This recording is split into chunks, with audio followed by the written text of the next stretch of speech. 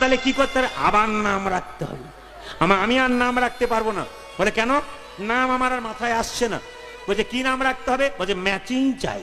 বললাম তাহলে এক কাজ করো বাবু, তোমার আর আসার দরকার নাই, এই শেষবার বলে দিলাম, বড় ছেলের নাম দিগম্বর, মেজর নাম সীতম্বর, আর ছোটর নাম নটম্বর। বলছে বাবারে দারুণ বলেছেন। মায়েরা কিছু মনে করেন না। এখন আমি যখন 4-5 বছর ওই এলাকায় যাইনি, আবার যখন গেছি তখন দেখি দিগম্বর, নটম্বর, সীতম্বরকে নিয়ে ভদ্রলোক বসে আছে, অনেক বড় বড় হয়ে গেছে, ওর স্ত্রী নাই, এসে প্রণাম করতে এসছে। দিগম্বর, সীতম্বর প্রণাম কর।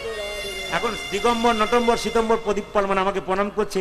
আমার বাহ, ছেলেগুলো তো বড় হয়ে গেল, আপনার স্ত্রী কই? আর বলবেন না প্রদীপ বাবু, এবারে একসঙ্গে দুটো হয়েছে, ওই জন্য আসতে পারে না। নাম কিন্তু আপনাকেই রাখতে হবে। আমি মনে মনে ভাবলাম নাম, এদিকে দেখান মায়েরা, নাম কি? এদিকে এদিকে